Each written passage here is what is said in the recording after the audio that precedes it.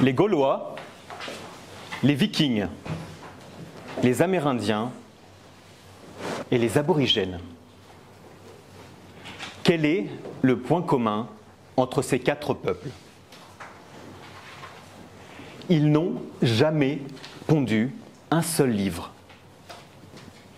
On ne leur connaît aucun discours. Vous en connaissez, vous, des livres ou des discours de Vikings? Ma vie, mon œuvre de Ragnar Lodbrok ou d'Amérindiens? Moi, Geronimo, résistant et fier de l'être?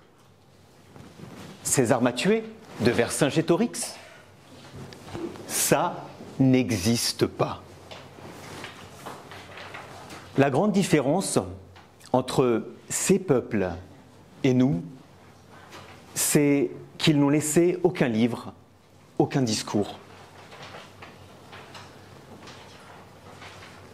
Par conséquent, ce sont nos écrivains qui ont raconté à leur place. Ce sont eux qui ont comblé le grand vide littéraire et oratoire. Et ils ont écrit un super discours officiel. On imagine les Vikings comme des grands sauvages assoiffés de sang, parce que nos prêtres de l'époque, qui étaient les seuls à écrire, les ont dépeints comme des monstres. Puis, ça a été au tour de nos missionnaires. Ils ont parlé des aborigènes, des Amérindiens, comme des sauvages. Et nous avons gardé cette image dans notre inconscient. L'immense historien Howard Zinn le disait, tant que les lapins n'auront pas de porte-parole, l'histoire sera racontée par les chasseurs, ceux qui font du bruit. Le silence n'est jamais bon. Ça me rappelle, quand j'étais petit, une fois par semaine, ma mère allait faire les courses chez Leclerc. Et je lui disais toujours, « Maman, tu peux me chercher des gâteaux savanes, s'il te plaît, avec du jus et des madeleines ?» Parce que j'adorais me faire des goûters de folie en regardant Dragon Ball. Ma sœur, en revanche, ne disait rien à ma mère. Elle était du genre effacée. Vous pensez que ma mère était touchée par ça? Elle se disait, chic, j'ai un enfant sage et qui ne me coûte pas cher. Lorsqu'elle rentrait de Leclerc, il n'y en avait que pour moi. Ce qui est fou, c'est que les Amérindiens, les Aborigènes et les Vikings, c'est la même chose. Leur grand silence oratoire et littéraire les a éclipsés. L'humain ne retient que le bruit. De tout temps, il a fallu écrire et crier pour se faire entendre. On tire chacun la couverture vers soi, on est entouré de 1000 informations contradictoires. Si vous ne criez pas suffisamment fort au milieu d'une tempête, on vous regarde, vous noyez sans même savoir que vous buvez la tasse. Ma sœur a toujours cru que j'étais l'enfant préféré de ma mère. Mais aujourd'hui, elle a compris. Celui qui se tait prononce un discours de faiblesse, d'invisibilité. On l'oublie, on l'efface. Il ne faut jamais s'enfermer dans le silence. Il faut parler, écrire, donner du sens et prononcer des discours. C'est comme ça que l'on vit, c'est comme ça que l'on survit et que l'on obtient des gâteaux, du jus et des madeleines savoureuses.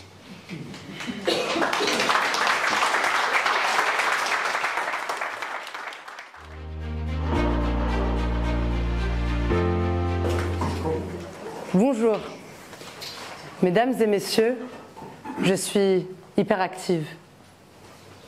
Mon agenda est en burn-out. Je veux tout faire.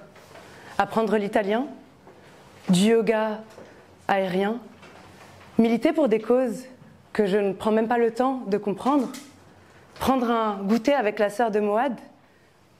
Mais finalement, à vouloir être partout, je ne suis nulle part. Je juge ceux qui ne font rien parce qu'ils représentent pour moi l'inaction, le mépris. Je suis partout, je vous l'ai dit, mais je suis nulle part. Je cours, je fais, je consomme, je me consume. À vouloir vivre 1000 vies, je finis par ne pas vivre la mienne. Je ne suis pas, je fais. Moi, je ne me serai jamais assoupie sous un arbre. Trop de choses à faire, trop de mails à répondre, trop de choses à ne pas manquer. Mais Newton, lui, ce flemmard, il s'est allongé et même assoupi. Il a eu le temps de découvrir la loi universelle de la gravité. La gravité, rien que ça. Moi, je n'ai rien inventé. Et vous ? Peut-être qu'à sa place, j'aurais simplement envoyé un pomme challenge sur Instagram pour directement passer à autre chose. Oui, c'est ça. La paresse, ce n'est pas un vice, c'est une sagesse. De toute évidence, le monde ne manque pas de mouvement, d'énergie. Il manque d'inactivité et de prise de recul. Qui de mieux que les paresseux pour prendre le temps à la prise de recul? C'est peut-être eux qui sauveront le monde, pendant que nous le tuons par notre action, notre agitation et notre activisme.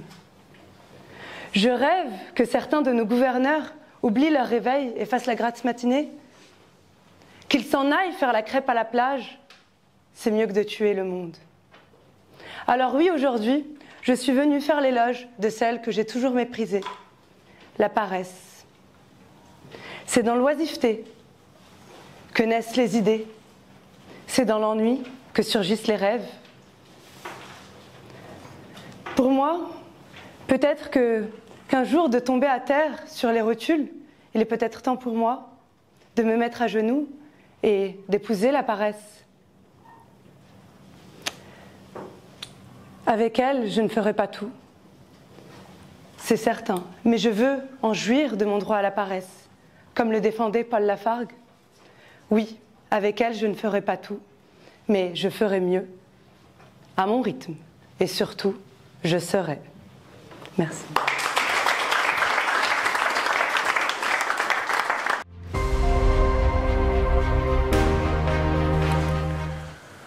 Vous le sentez venir lorsque vous lisez une telle phrase, une telle question dans les médias.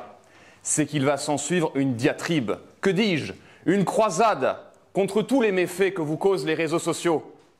Et malheureusement, ces derniers continuent à être utilisés par beaucoup de gens.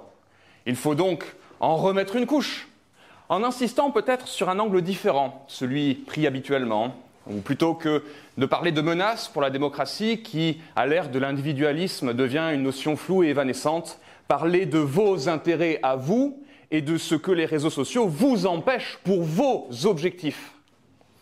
Parce que vous n'avez pas grand-chose pour réussir votre vie. Vous n'en avez que deux, du temps et de l'attention. Et les réseaux sociaux veulent votre attention. Ils engagent des psychologues pour deviner les ressorts, les faiblesses biologiques du cerveau, les exploiter, vous rendre addict. Et lorsque vous passez 3 à 5 heures par jour à regarder des vidéos qui durent 30 secondes au plus, votre attention et vos capacités de concentration s'effondrent. Vous n'êtes plus capable de faire des choses complexes ou des choses soutenues.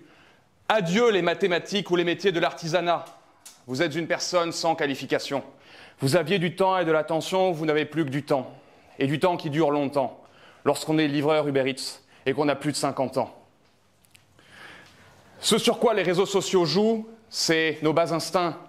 Vouloir briller ou se la péter un petit peu Pour l'adolescent, peut-être aussi chercher à se construire une personnalité et tenter, de manière plus simple que dans la vraie vie, différentes identités, designer de mode, rebelle, skater. Mais le prix réel est exorbitant pour cela. Parce que l'adolescent, ce ne sont pas que ses préférences qui lui sont montrées, ce sont également celles d'acteurs étrangers qui n'ont pas son intérêt en tête. Sur TikTok, le Parti communiste chinois donne chaque jour, pour les TikTok du monde entier, des dizaines de directives qui sont appliquées. Le Parti communiste chinois a des velléités impérialistes, quel que soit le morceau de flûte qu'il vous joue lorsqu'il prend la parole. Et il n'a pas votre intérêt à cœur, pas plus que Mark Zuckerberg, qui veut plus d'argent et de pouvoir. L'adolescent va faire face à un prisme déformant, qui lui montre le monde sous un angle altéré et faux.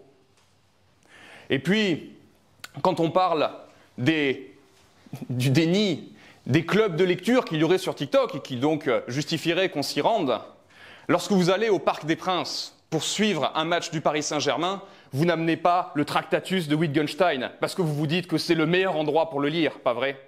Il en va de même ici. L'État français ou le monde occidental ne fera rien pour vous. Les démocraties occidentales sont aujourd'hui dominées par un marché tout-puissant.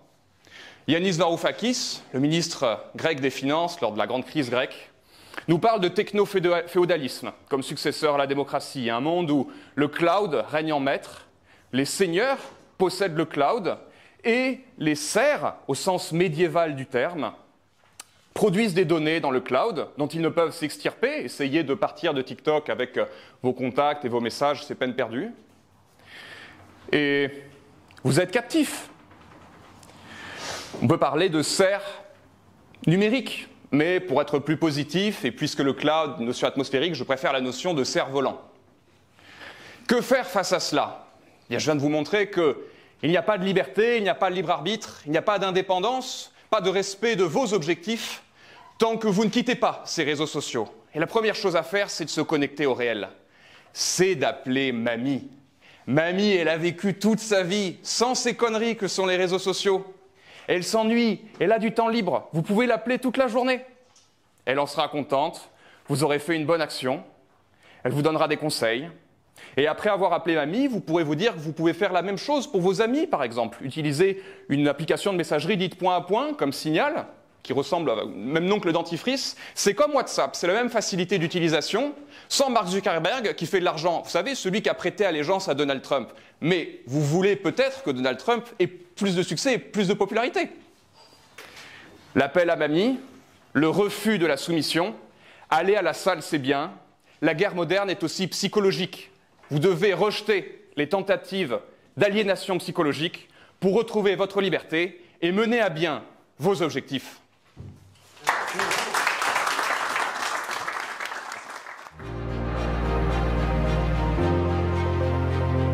C'est un grand plaisir que nous soyons tous rassemblés ce soir.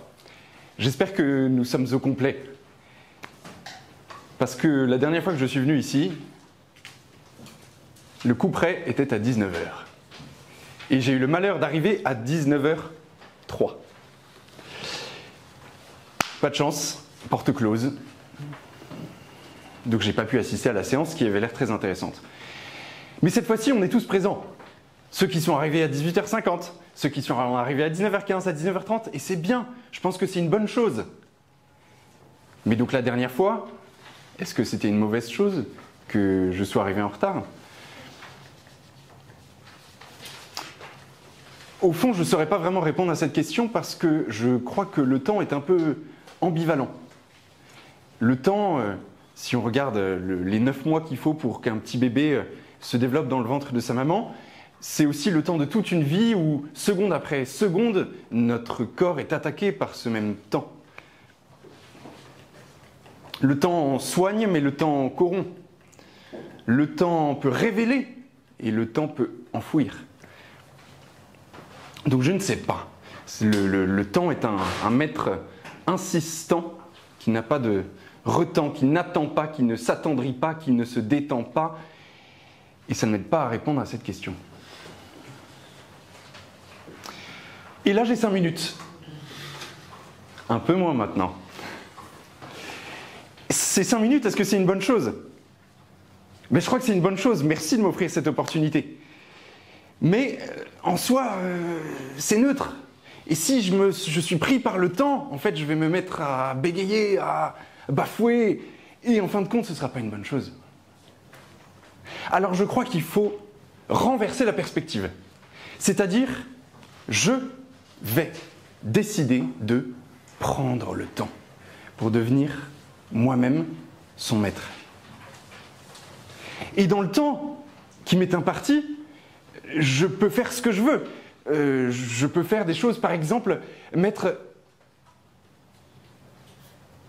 5 secondes de silence au milieu de ma phrase. Je peux, tenez par exemple, si je vois le jury, vous êtes 5 personnes, eh bien peut-être que tour à tour, les 5 les uns après les autres, je peux choisir de vous insulter par exemple. C'est pas rare, c'est un nom, ça s'appelle la conférence Berrier. Mais est-ce que ce serait pas mieux si je choisissais de dire des choses bonnes? Je crois que si le temps ne fait pas bien les choses, le temps fera le bien qu'on ose. Vous, madame, par exemple, vous avez une robe jaune qui est magnifique. C'est la couleur de la joie et ça me donne de la joie pour mon discours. Et je voudrais saluer, par exemple, les 2 personnes ce soir qui sont venues en cravate malgré la canicule. Tojo et Morgane, bravo, félicitations. Et je voudrais remercier, par exemple, pour la dernière fois, Dimitri, tu as fait un discours magnifique où tu parlais très naturellement de choses grandes et tu t'es mis à discourir en alexandrin, mais de manière tellement naturelle. Donc j'ai vraiment hâte de t'entendre tout à l'heure. Merci, mesdames et messieurs du jury, de m'avoir accueilli, d'avoir fait en sorte que cette caméra fonctionne. Merci, madame, de m'avoir introduit. En fait, on n'a plus de limite, on peut prendre le temps. Et pourtant, le temps est limité. Le temps que je voudrais prendre, je sais que, eh bien là, maintenant, il me reste peut-être plus qu'1 minute 30. Et en fait, au fond, je sais que le temps passe et il faut que l'on trépasse. Alors, qu'est-ce qu'on choisit? Qu'est-ce qu'on choisit aujourd'hui? Est-ce que je choisis de bien faire les choses, de faire les choses bien? Est-ce que je choisis rien du tout? Est-ce que je me laisse paralyser par ce choix? Eh bien, moi, je pense que dans ce temps limité d'1 minute, eh bien, il faut faire le plus de bien possible. Il faut essayer de faire de son mieux chaque jour, même si c'est difficile, même si on est pris par la chaleur, par la difficulté, par les contraintes. Il faut essayer de faire de son mieux, de faire les bonnes choses. Il faut les choisir et d'oser. Oser faire des bonnes choses, faire le bien. Parce que, à la fin, on sait bien que le temps l'emportera. Alors profitons de cette vie. De cette vie, on n'a pas beaucoup de temps pour faire le plus de bien possible. Et j'espère qu'un jour, toute cette quantité de bien que nous aurons fait, que nous aurons rassemblé, eh bien ici, ailleurs, je ne sais pas ce qu'on en fera, mais je crois que quand tout disparaîtra, le temps l'emportera.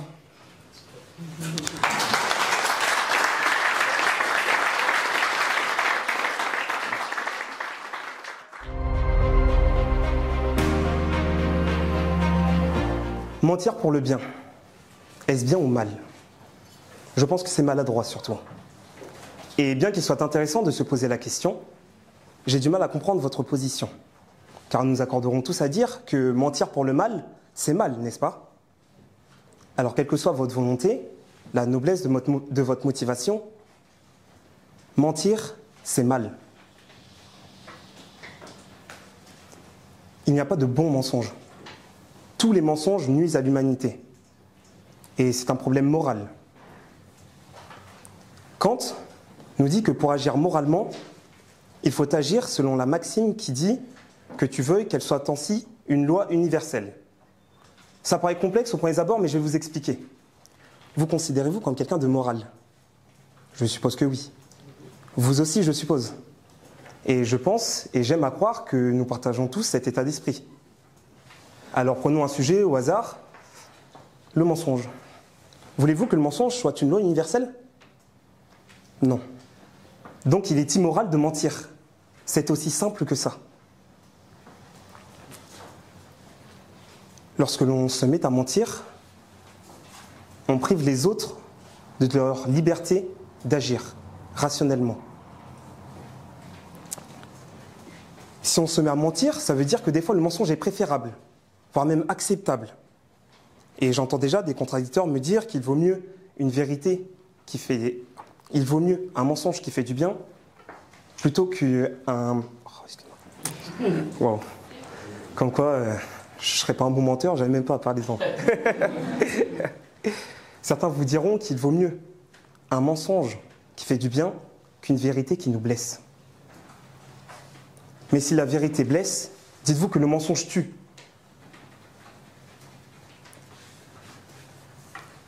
Au vu de ma corpulence, vous vous dites sûrement que j'ai de quoi affronter Mohamed Ali. Et si j'avais essayé, j'aurais eu de gros soucis. Car je ne compte le nombre de frères qui, en sortie de boîte, se retrouvent dans les ennuis. Avec leur ego, ils pensent que avoir une belle carrure, ça suffit. Mais si on ne leur avait pas menti, ils n'auraient pas perdu bêtement la vie.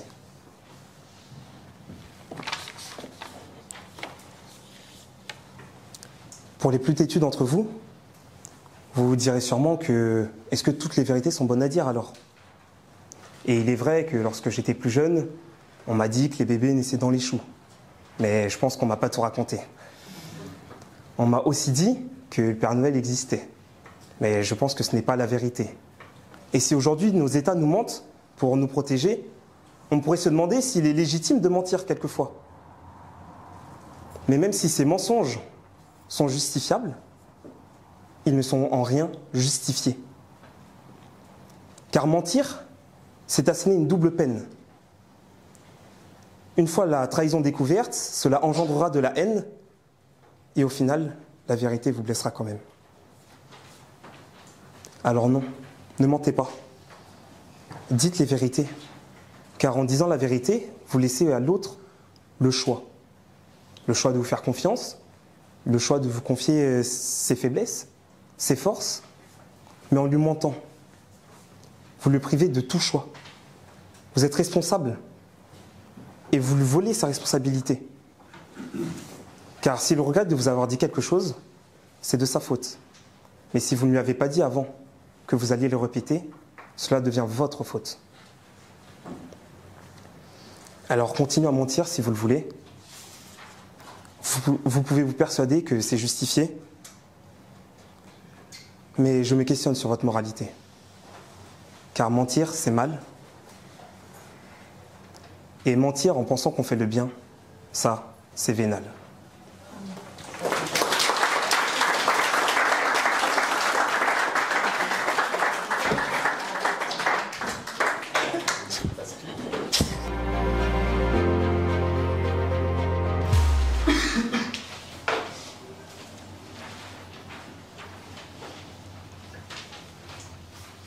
Depuis la nuit des temps, nous levons les yeux vers les étoiles, avec une seule question obsédante. Sommes-nous seuls dans l'univers? Des milliards de galaxies, des trillions de planètes, et pourtant certains ont encore la présomption d'affirmer avec une certitude absolue que nous sommes seuls. Seuls, nous ne le sommes probablement pas. Mais nous sommes si petits, si loin de tout, que notre monde se limite à l'humanité.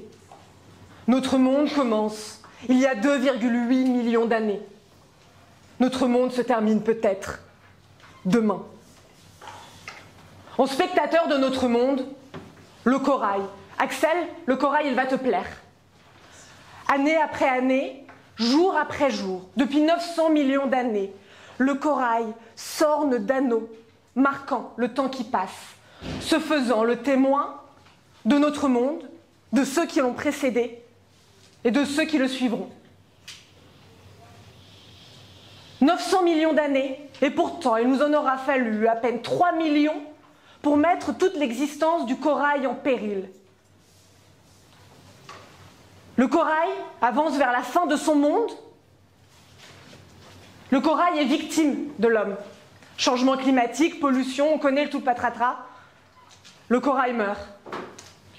Mais le corail, il a vachement de chance. Guerre, maladie, pollution, sécheresse, changement climatique. C'est l'humain qui va plus rapidement vers la fin de son propre monde. On entend partout ce bruit de couloir. L'humanité va mourir. Et c'est tant mieux pour le corail. L'humanité va mourir, il faut lui dire au revoir. Mais comment se préparer à ces adieux? Peut-on apprendre à mourir?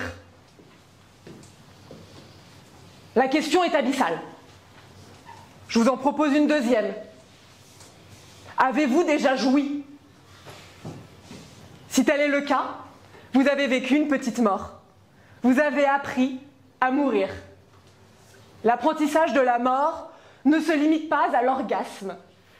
À chaque deuil, à chaque fin, nous apprenons à mourir. J'ai appris à mourir à 8 ans. Chignon impeccable, collant, juste au corps rose, je passe les concours d'admission à l'école de danse de l'Opéra de Paris. J'ai un rêve, être danseuse étoile, et pour la première fois, il est là, je le touche du bout des doigts. Et puis, les résultats tombent. Toi tu restes, toi tu restes, toi tu pars. Mon rêve meurt. J'apprends à mourir. L'humanité, à l'image de l'humain, a appris à mourir dès ses premiers instants. Il faut donc être serein face à la fin du monde. Nous sommes prêts, surentraînés à l'exercice de la mort. Il ne nous reste qu'à embrasser nos enfants, mettre nos affaires en ordre, dire je t'aime à nos parents et se demander ce que nous allons faire de ces derniers instants précieux. Nous pourrions avoir la présomption de penser que nous allons faire quelques grandes actions, des beaux gestes qui vont nous acheter une sorte de béatitude, rattraper nos péchés, sauver l'humanité. Quelle idée vaine! À quoi bon? Ce serait à peu près aussi inutile que de chercher à survivre dans un film apocalyptique. Il faut être réaliste. L'humain est égoïste, égocentrique. Notre fin n'arrivera pas trop tôt. Et la planète n'a qu'une hâte, se débarrasser de nous. On la comprend. Alors, qu'est-ce que l'humanité fera de ces derniers instants? Je reviendrai à ma première question. Avez-vous déjà joui?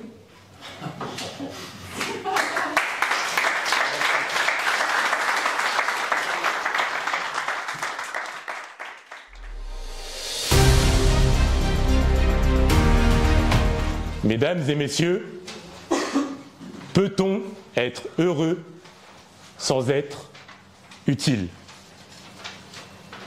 Si on en vient à se poser la question, nous n'avons pas compris pourquoi nous existons.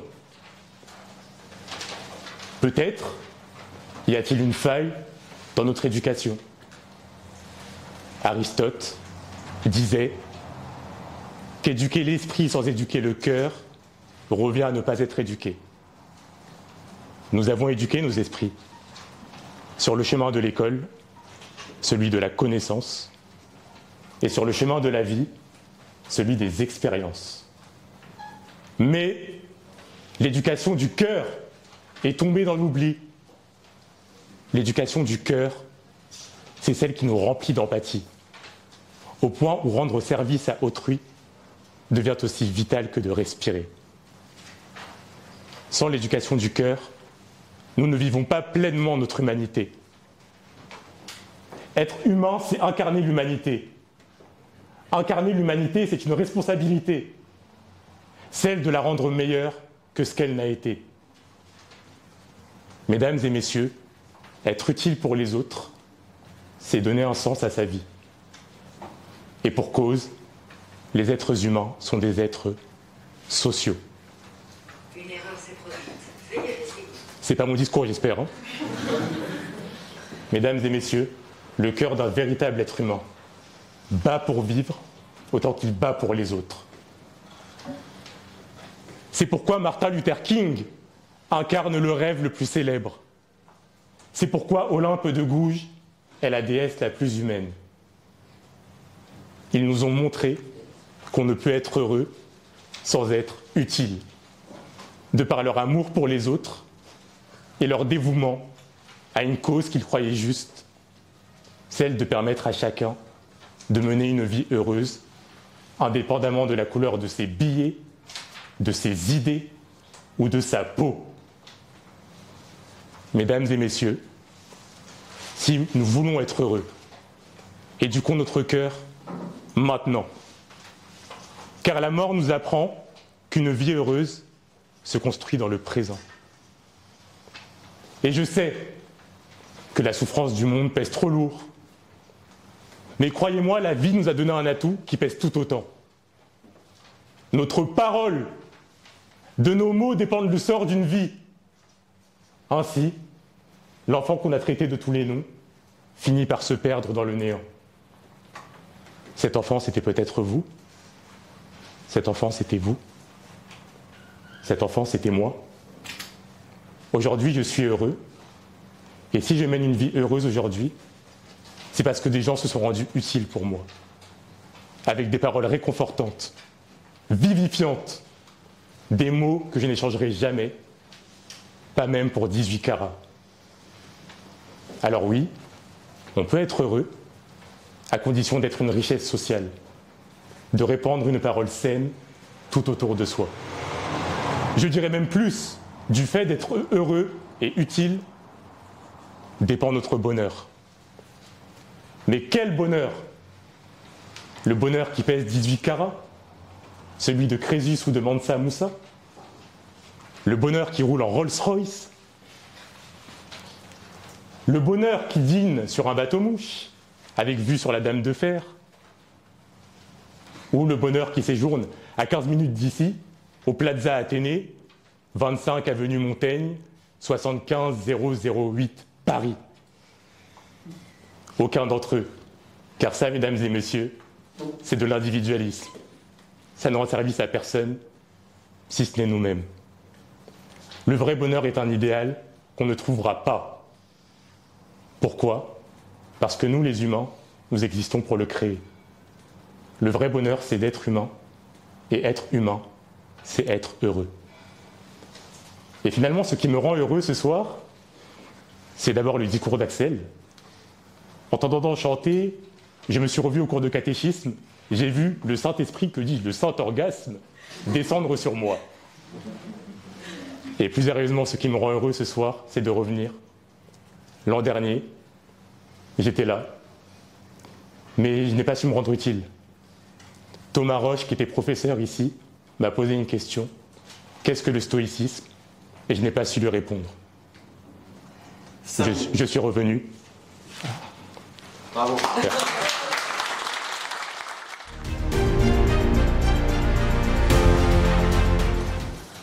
Moi, les mots tendres, enrobés de douceur, se posent sur ma bouche, mais jamais sur mon cœur. Parole, parole, parole. Oui, parfois les mots peuvent être futiles ou piégeux. La sphère politique nous le rappelle bien souvent, ce qui faisait dire à un ancien ministre de l'Intérieur, les promesses et les paroles des hommes politiques n'engagent que ceux qui les reçoivent. Dire, c'est déjà faire.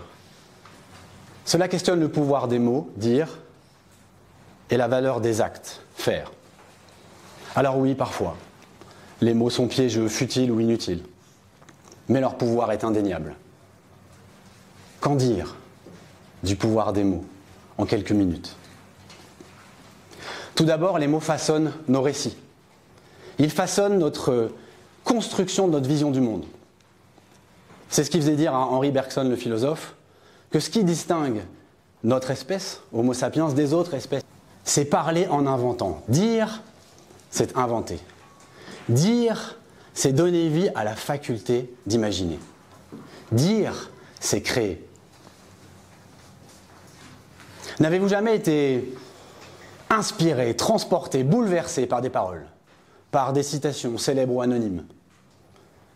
Ces citations, ces paroles qu'on qualifie d'inspirantes parce qu'elles nous donnent l'inspiration, cette impulsion, ce mouvement qui nous pousse à faire. J'aimerais en partager une avec vous, qui nous ramène en février 2022. La Russie attaque l'Ukraine. Les Américains proposent une solution d'exfiltration à Volodymyr Zelensky qui répond aux Américains ceci: le combat est ici. J'ai besoin de munitions, pas d'un taxi. Dire, c'est résister, c'est se battre. Dire, c'est tenir debout et embarquer un peuple avec soi. Pour finir sur le pouvoir des mots, j'aimerais vous poser une question. Est-ce que parmi vous, il y en a un qui n'a jamais ressenti de difficulté à prononcer un simple mot de 6 lettres? Pardon. Mais pourquoi c'est si difficile parfois de dire pardon? Peut-être parce que cela nous rend vulnérables? Peut-être parce que cela dit notre fragilité? Peut-être parce que c'est une forme d'aveu d'imperfection. Et pourtant, dire, c'est tendre la main, c'est réparer ce qui a été abîmé. Parfois aigre, parfois doux, parfois destructeur, parfois constructeur, le pouvoir des mots est aussi merveilleux que redoutable. Le pouvoir des mots, la valeur des actes. Nous parlions de pardon si nous parlions un peu d'amour. Quelle a été votre plus belle déclaration d'amour? Comment avez-vous dit l'amour de la meilleure manière? Et d'ailleurs, l'avez-vous dit ou l'avez-vous démontré? Car quelle est la meilleure manière pour un ami de dire son amour à ses amis si ce n'est d'être présent, la main sur l'épaule, de rendre service, comme nous l'a rappelé Képhren? Quelle est la meilleure manière pour une mère de dire son amour à son enfant si ce n'est d'être présente, quotidiennement, dans une écoute active, en déconnectant de ses réseaux sociaux, de son smartphone? Oui, le pouvoir des mots est absolument indéniable. Mais la valeur des actes est inestimable. Il n'y a pas d'amour, il n'y a que des preuves d'amour, disait Antoine de Saint-Exupéry. Et chaque acte accompli révèle une partie de nous. Il dit quelque chose de nous. Il parle de nous. Notre raison d'être, nos valeurs, notre vision du monde, nos croyances. André Malraux disait « Un homme est la somme de ses actes ». Autrement dit, nos actes parlent pour nous. Ils parlent de nous. Ils disent quelque chose de nous. Faire, c'est déjà dire. Dire, pardon, c'est déjà faire. Mais faire, c'est toujours dire.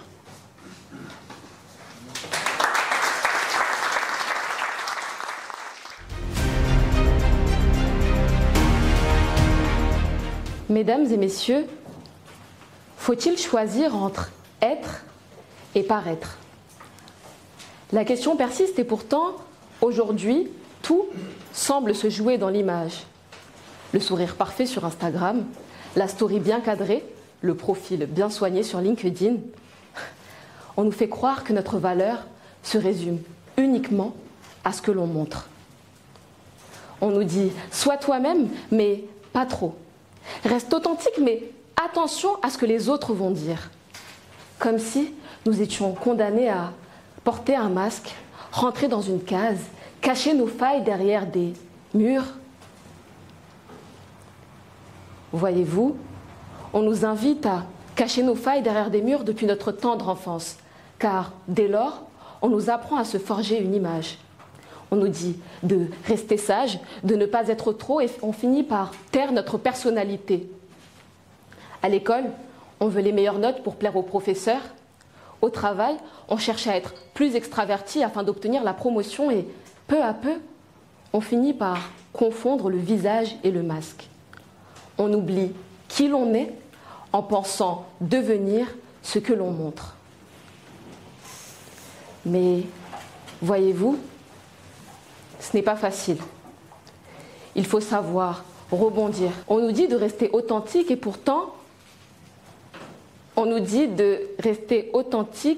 et pourtant, la société applaudit plus souvent ceux qui semblent briller que ceux qui le sont vraiment. Alors que derrière notre lumière, chez chacun d'entre nous, se cachent nos défauts, nos failles, ce que nous sommes, notre personnalité. Mais voyez-vous, peut-on condamner celui qui se crée une armure. Le vrai problème, ce n'est pas forcément de paraître. Le vrai problème, c'est d'oublier pourquoi l'on paraît. Quand on se regarde devant le miroir, il faut se demander, est-ce que je me cache derrière un masque pour fuir ou est-ce que je me pare pour révéler? Effectivement, il y a une grande différence entre celui qui se cache derrière un masque et celui qui se vêtit de lumière. Car celui qui se cache peut s'étouffer. Aujourd'hui, je cherche à vous dire que paraître, ce n'est pas s'effacer, ce n'est pas effacer la personne que nous sommes. C'est une manière de s'exprimer. C'est la manière que notre être a choisi pour exprimer ce que nous ressentons, ce que nous sommes et ce que nous aspirons à devenir. Voyez-vous, je pense que paraître, c'est une belle chose afin d'avancer et de faire comprendre qui nous sommes. La dernière fois que je suis venue ici, j'étais tétanisée. J'avais tellement peur que j'hésitais même à monter sur scène. Et puis, j'ai pris mon courage à deux mains. Je me suis armée de mon plus beau sourire, de mon regard le plus confiant. C'était pas une manière de m'effacer ni de cacher qui j'étais. Au contraire, c'était une manière de vous montrer qui j'étais vraiment et de porter mon message jusqu'au bout. Et permettez-moi d'ajouter ceci. Dans la vie, chaque jour, nous sommes tous des acteurs et des spectateurs. Nous jouons tous un rôle, parfois contraint, parfois choisi, mais dans cette scène de théâtre, aussi imparfaite soit-il, nous sommes tous présents. Alors, apprenons à aimer ce jeu, apprenons à en comprendre les règles, afin que nos masques ne cachent pas qui nous sommes, mais reflètent réellement ce que nous sommes. Mesdames et messieurs, je vous invite à ne pas choisir, je vous invite à ne pas vous diviser. Je vous invite à oser les deux afin d'être pleinement vous-même. Mesdames et messieurs, soyez et paraissez. Ne vous divisez pas parce que je pense que c'est lorsque l'être et le paraître avancent main dans la main que nous sommes véritablement vivants.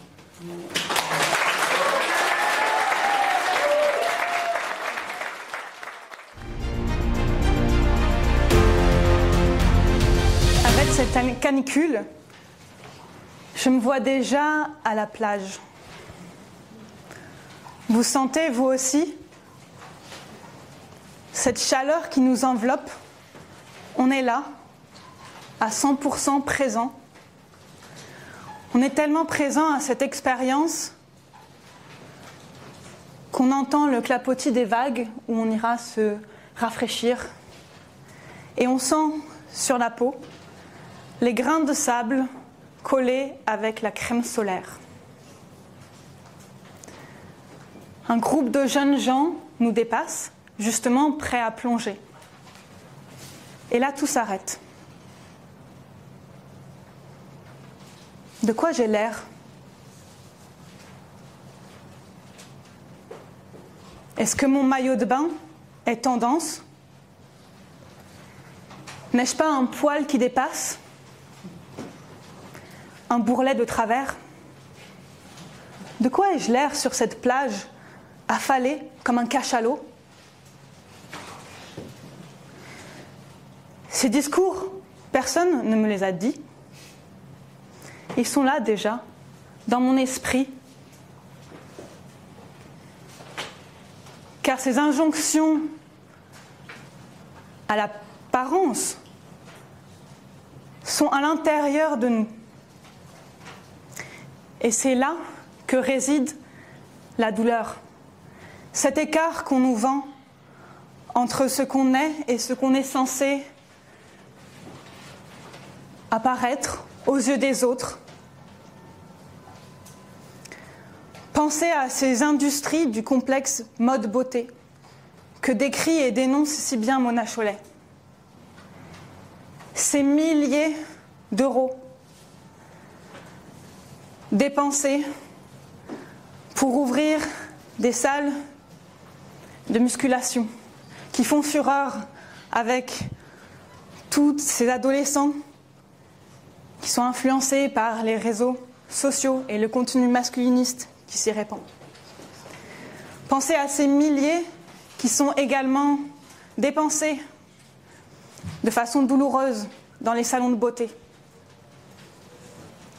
Le problème est bien là. Cet écart entre l'être et le paraître entre ce choix qui n'en est pas un, puisque nous sommes forcés, nous sommes soumis à ces injonctions. Le problème est là, de ce choix qu'on nous impose, de cet écart qu'on nous assomme à longueur de journée, qu'on continue à nous vendre en échange de ces billets, de cette douleur, qui fait qu'on n'est pas forcément là jusque dans cette expérience où on devrait complètement être et s'oublier. Le rapport sexuel. Pensez à tous ces instants qui sont phagocytés par le discours du porno. On a 10% des consommateurs de porno qui sont mineurs, alors que c'est un divertissement pour les adultes. Qu'est-ce que ça veut dire? Ces injonctions qui nous suivent depuis l'enfance, à travers l'adolescence jusqu'à l'âge adulte. Dès 6 ans, la plupart des jeunes enfants ne sont pas satisfaits de leur corps. Et avant 9 ans, la moitié des jeunes filles cherchent à maigrir, à prendre littéralement moins d'espace dans l'espace public, à rétrécir. Alors la solution, c'est paraître. Non pas paraître au sens des apparences, de ces injonctions qu'on nous assène à longueur de journée, mais paraître, comme on dit, du soleil, qu'il paraît chaque jour derrière la montagne. Paraître au sens de se rendre visible, se manifester, exister. Ce mouvement de l'intérieur vers l'extérieur, qui fait que nous sommes vivants, c'est-à-dire nous nous transformons. Alors déconstruisons nos représentations pétries de ces stéréotypes sexistes. Ouvrons-nous à des représentations de corporalité différentes. Accompagnons les enfants qui nous entourent. 5 minutes. Merci.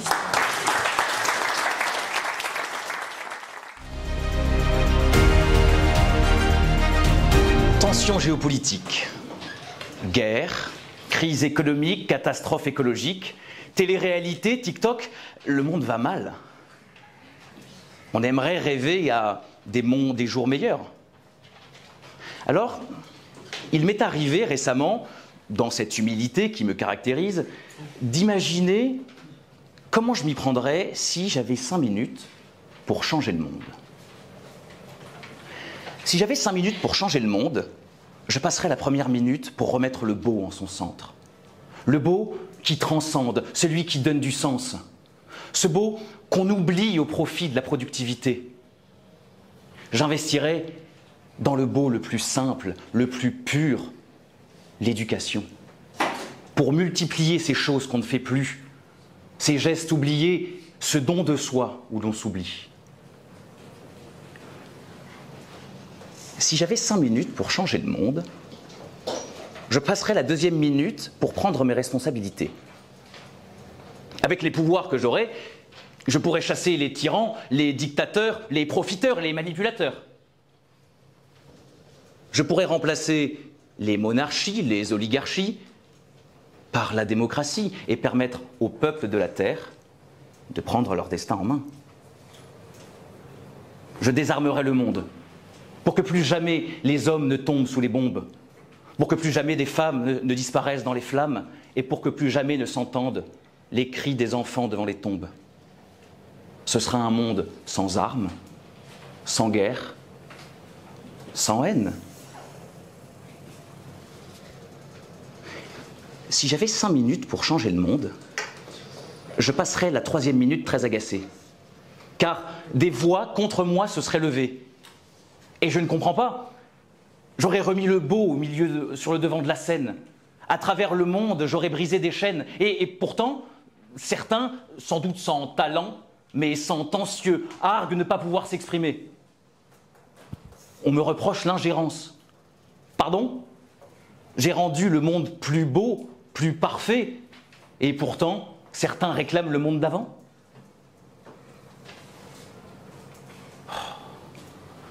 Oh, si j'avais 5 minutes pour changer le monde, la 4e minute serait celle du despotisme. Mais qui sont-ils, ces petits mecs qui s'opposent aux beaux? Alors, je choisirais un régime totalitaire, temporaire certes, pour flinguer ces petits esprits rebelles. Je les traquerais, je les enfermerais, je les exterminerais.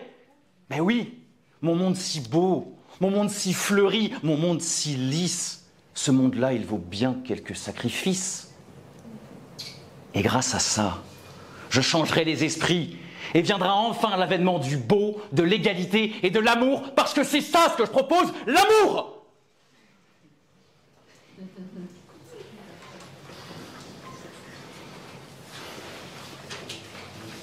Si j'avais 5 minutes pour changer le monde, je passerais ma dernière minute à pleurer. Je pleurerais de mon incompétence et de cette utopie qui est partie en cendres. Je pleurerais d'avoir cru savoir ce qui était beau pour le monde. En réalité, je n'avais rien qui m'élevait au-dessus du commun des mortels. Je suis tout aussi sanguin, tout aussi égocentrique, tout aussi lâche, tout aussi dangereux, le pouvoir entre les mains. Je pleurerai enfin car j'aurais compris que derrière chaque dictateur, il y a d'abord eu quelqu'un qui, comme moi, a rêvé d'un monde meilleur. Et nous pleurerons sur ces vies que j'aurais détruites, ces âmes que j'aurais meurtries, ces rêves que j'aurais anéantis. Alors, mesdames et messieurs, priez pour que jamais je n'ai 5 minutes pour changer le monde.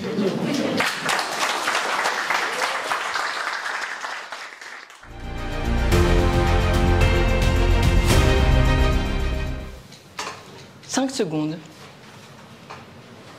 5 secondes de silence et déjà vos pensées se sont agitées. A-t-elle oublié son texte? Stresse-t-elle? Est-ce fait exprès? Pourquoi ne dit-elle rien? C'est ça, le silence. Ce n'est jamais rien, c'est un discours parfois plus brillant que les mots. Moi, le silence, je le pratique comme d'autres alignent les phrases. Pas parce que je n'ai rien à dire, mais parce qu'il y a trop à dire. Et que parfois, il y a des choses que je n'ose pas dire. Vous savez, il y a des gens qui parlent pour combler le vide. Moi, le vide, je l'habite, je l'analyse et parfois je m'y perds. Parce que les mots ne suffisent pas toujours. Parce qu'on a peur des conséquences qu'ils pourraient avoir sur les autres. Ou parce qu'on se dit qu'au fond, personne ne nous comprendra. Et ce genre de silence, je sais que certains ici le connaissent par cœur. Ce n'est pas celui des salles de classe ou des bibliothèques, mais c'est celui qu'on porte constamment en soi. Celui qui dit « Je n'ai pas la force de m'expliquer ». Celui qui cache « J'ai peur d'être trop ou pas assez ». Celui qui murmure « Si je parle, je risque de perdre le contrôle ». Alors que fait-on ? On s'adapte, on relativise, on sourit, on donne l'image de quelqu'un qui a beaucoup d'assurance, qui prend du recul et qui ne se laisse pas atteindre. Et pour être honnête, au début, j'y ai vraiment cru. Je me suis dit que ce silence était une force. Je me suis persuadée qu'il imposait le respect, qu'il me permettait de ne dire que les mots qui comptent, qu'il me donnait l'avantage d'analyser, d'observer sans m'exposer. Je m'enfermais dans ce silence en me disant qu'il était pleinement choisi. Je me disais que c'était moi qui menais le jeu. Mais je me mentais à moi-même. Vous savez, ce genre de mensonge qu'on finit par croire parce qu'il nous rassure et parce qu'il est valorisé par les autres. Je m'y suis accrochée jusqu'à ce qu'un jour il se retourne contre moi.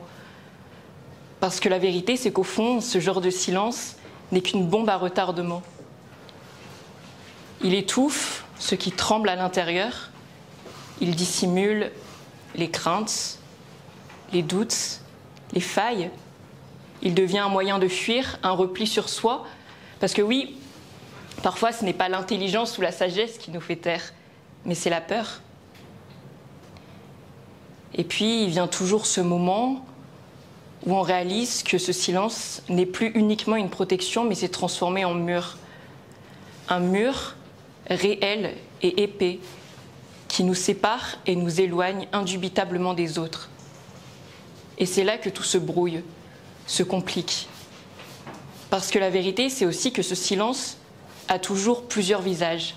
Il peut dire « je tiens à toi » sans avoir besoin de dire un mot, mais il peut aussi signifier « je suis incapable de me montrer vulnérable ». Il peut protéger ou éloigner. Il peut rassurer ou détruire ce qu'on essaye de construire. Il a attiré l'homme que j'aimais et a fini par le faire fuir.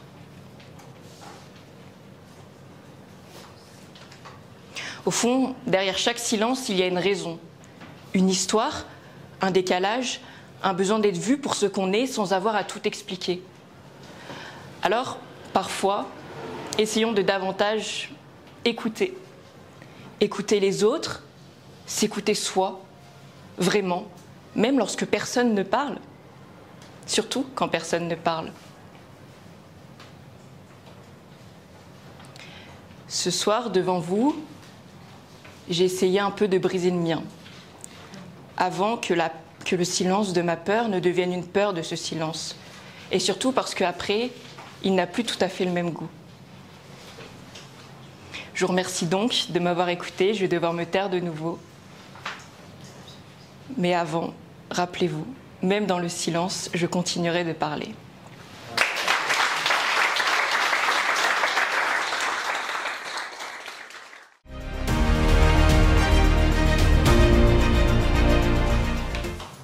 Noble assistance, mesdames, messieurs, confrontez vos opinions aujourd'hui à travers le sujet que j'ai choisi.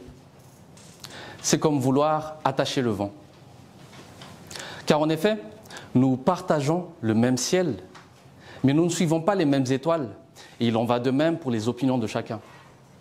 Alors, avant de m'atteler à cette lourde tâche de vous partager ma franche position, permettez-moi la liberté de vous saluer, telle la cime d'une plante bercée par le vent.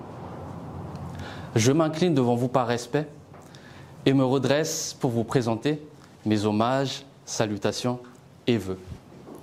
Que la grâce et l'harmonie deviennent vos plus fidèles compagnons. Soyez audacieux, loin de la paresse. Soyez mielleux, appréciés par l'enthousiasme et la santé. Mesdames, messieurs, si la perfection relève du génie de la création, alors je vous prie également de m'excuser pour toute maladresse dans mon discours.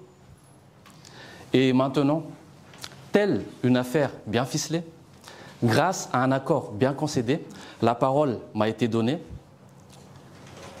C'est pourquoi je m'en vais réaliser ce que j'ai prévu de faire à travers ce que je vais vous dire.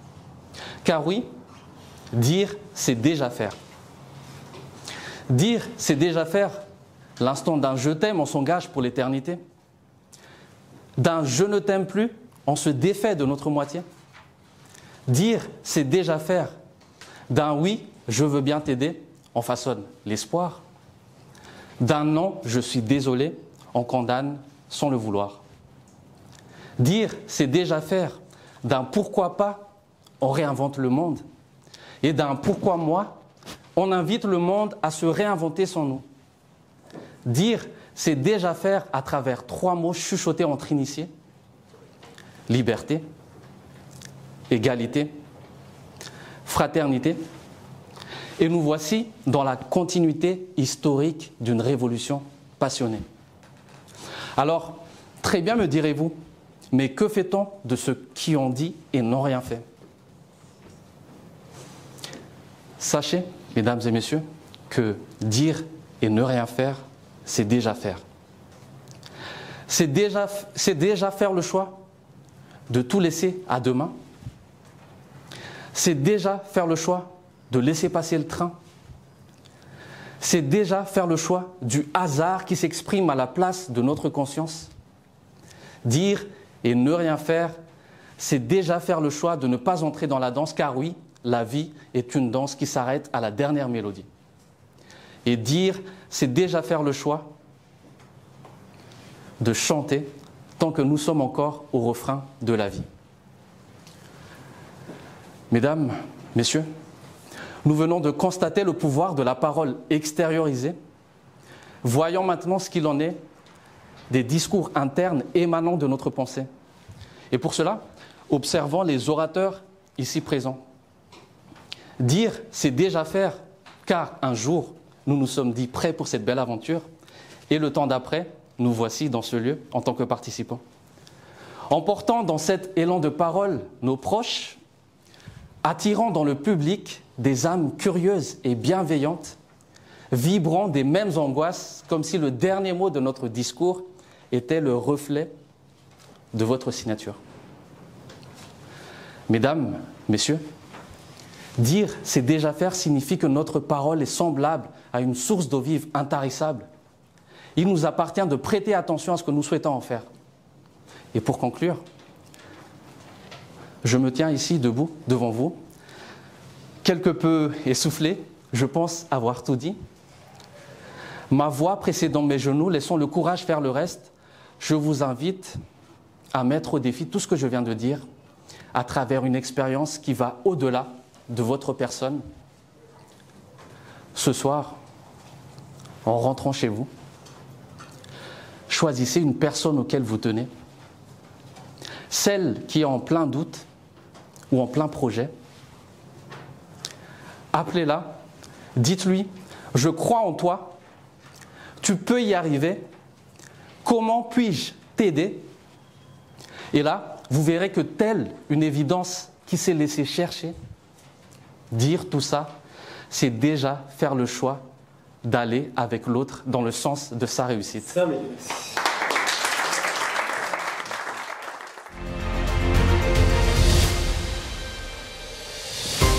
Mesdames, Messieurs le jury, le public, bonjour à tous.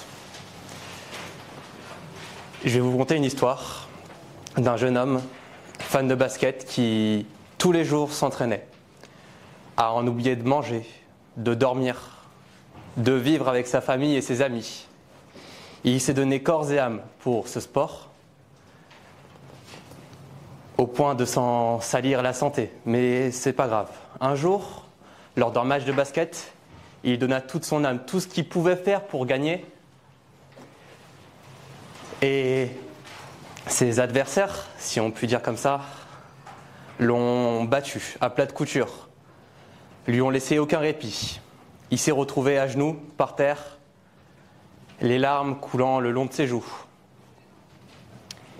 Et il avait le choix de choisir entre abandonner et faire de son échec une fin, ou de se relever, de continuer d'avancer, de s'entraîner encore plus dur et de réussir.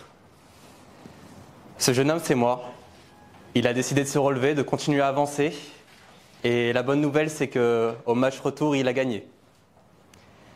Ce que j'essaye de vous faire parler, de vous faire dire à travers mon histoire, c'est que l'échec est loin d'être une fin.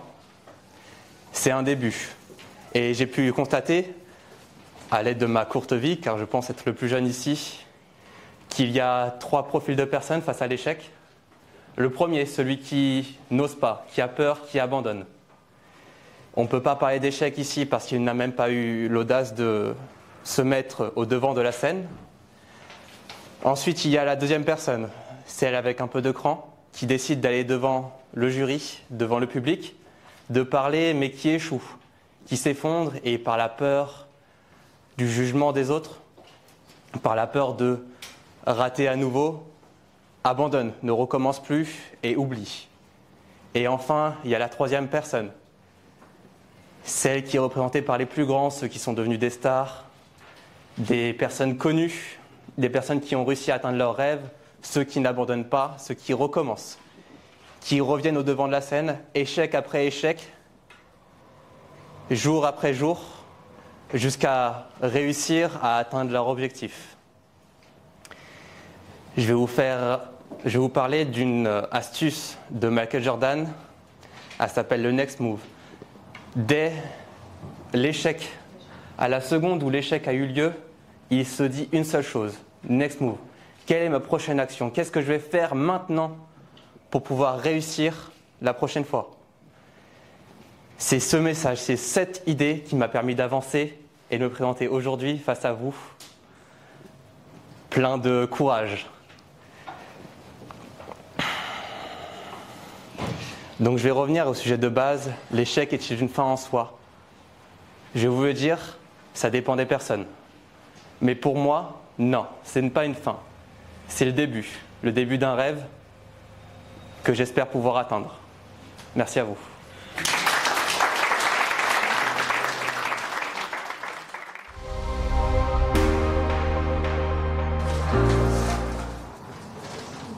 Mesdames et messieurs, cher public, c'est la fin. Je passe en dernière. Et comme on dit, toutes les bonnes choses ont une fin. Parfois, on a tendance à dire que les plaisirs sont éphémères et que les malheurs sont éternels. Moi, c'est ce que je me dis souvent. Pourtant, tout a une fin. Un jour, peut-être pas demain, peut-être pas la semaine prochaine, peut-être pas dans 10 ans, mais ce sera la fin. Et ce que je dirais, avant que le monde s'éteigne, c'est enfin. Nous vivons dans un monde paradoxal, où la seule beauté qui y réside, c'est la nature, qui était là bien avant nous. Si un jour le monde venait à s'éteindre, ce sera la faute de l'être humain, qui se mène peu à peu à sa perte. Je ne peux m'empêcher de vous parler de cette bêtise humaine, qu'est la guerre. Cette violence irrationnelle menée par des dirigeants politiques qui eux-mêmes ont peur de la fin du monde, autant que nous. Pourtant, eux, des mondes, ils en détruisent des milliers, chaque jour. Le monde de ces populations innocentes. Je pense qu'on est tous d'accord, ici, tout le monde a peur de la fin. Mais beaucoup la précipitent. Un jour, le ciel n'aura plus de couleur. Les fleurs n'auront plus d'odeur. Les fruits n'auront plus de goût. Ce sera terminé. Ce monde éphémère partira en fumée. Et tout ce qu'il restera à dire, c'est « enfin ».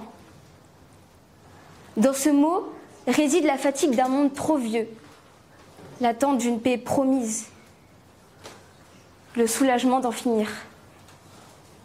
Enfin, c'est la fin du monde. Enfin, c'est la fin des guerres. Enfin, cette mascarade sur Terre sera enfin finie. Alors, ce que je vous dis là, c'est pas très joyeux, je l'admets. Je suis sûre que certains et certaines d'entre vous pensent qu'il y a de la beauté dans ce monde et que tout n'est pas gris ou noir, que la vie peut être aussi rose. Elle a ce pouvoir de transmettre du savoir, des émotions, de rire, de pleurer, d'aimer inconditionnellement. Elle est belle, notre humanité, celle qui agit pour des causes qui leur tiennent à cœur, celle qui agit pour la planète, celle qui fait la paix, celle qui s'accepte, celle qui se relève après chaque échec. Notre humanité, nous avons construit un monde tout entier. Nous avons fait des choses incroyables. Nous avons évolué. Mais cette beauté et nous sommes éphémères. Et sachez, mesdames et messieurs, et je pense que vous le savez très bien que moi, que ça ne va pas nous sauver de cette fin du monde. Elle est inévitable. Et avant que la fin du monde approche, on pourrait se poser cette question. Quel côté de l'humanité on aura envie de garder? Le bon côté ou le mauvais côté? Ou je veux dire, quel côté de l'humanité on aura envie de se rappeler? Forcément le bon. Mais le bon côté, ce n'est qu'une infime partie de ce qu'il y a en nous. Il sert à cacher toutes les choses horribles que le monde a pu faire. Alors un jour, ce sera la fin. Et je dirai enfin, cette mascarade est finie. Cette mascarade d'un monde sans fin, rempli de contradictions. Mesdames et messieurs, chers publics, très bienveillants d'ailleurs, cher jury, je me tiens devant vous aujourd'hui et si j'ai une chose à vous dire, c'est s'il vous plaît, soyez la lumière dans ce monde rempli de noirceur. Soyez la paix et pas la guerre. Soyez l'écoute et non le bruit. Soyez le calme avant la tempête. Et Christiane Villon disait, une autrice, qu'est-ce que la fin du monde si ce n'est le simple clin d'œil d'un univers éternel.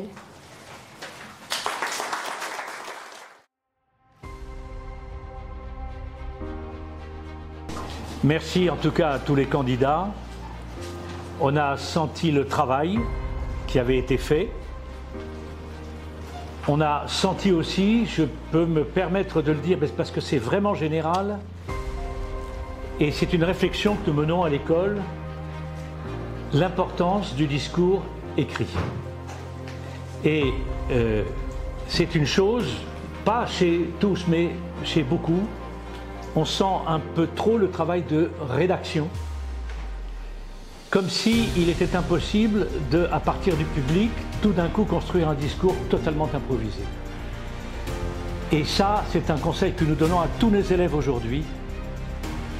Trouvez avec le public vos mots, ayez votre idée, peut-être votre plan, et ensuite regardez le public et commencez à lui faire confiance. Et tout d'un coup, il vous guidera pour trouver les mots.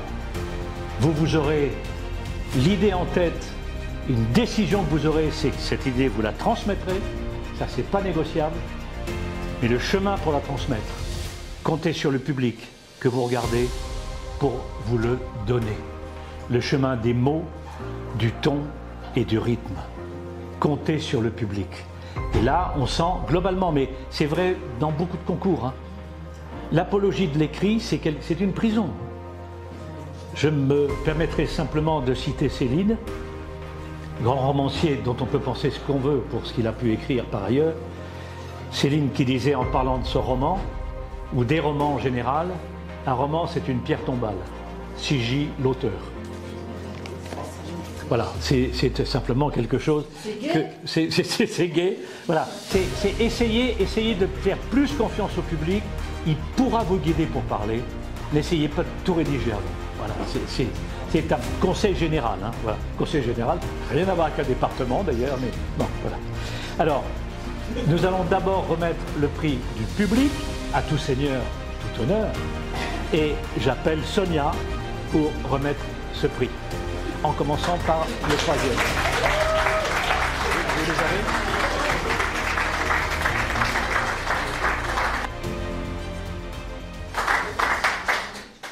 Les résultats du public, en commençant par la troisième place, vous pouvez me rejoindre sur scène, on vous offrira avec grand plaisir donc, le dernier livre de Stéphane. Et ce sera lui-même un plaisir de vous le dédicacer si vous le souhaitez.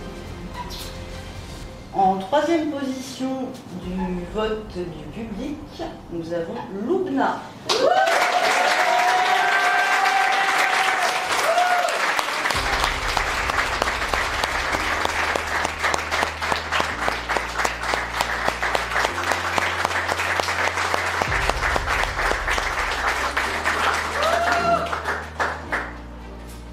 En deuxième position, Clément.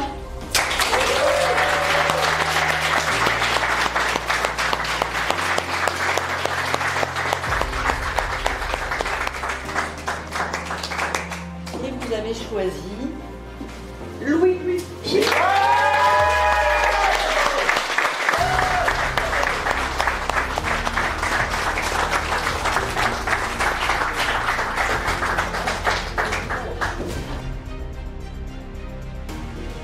Du côté, prix du jury, pardon, prix du jury en 3, Samrine.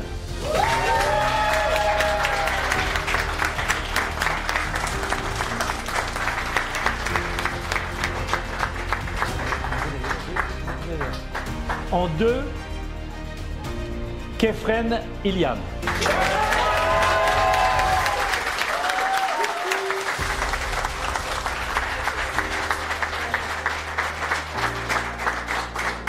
Et le premier prix du jury,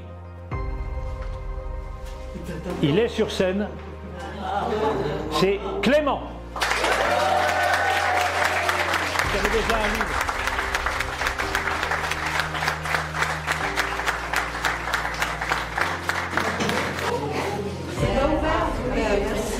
Bravo à tous. Voilà, ça ne veut pas dire que les autres n'ont pas été bons, hein, mais il a fallu choisir.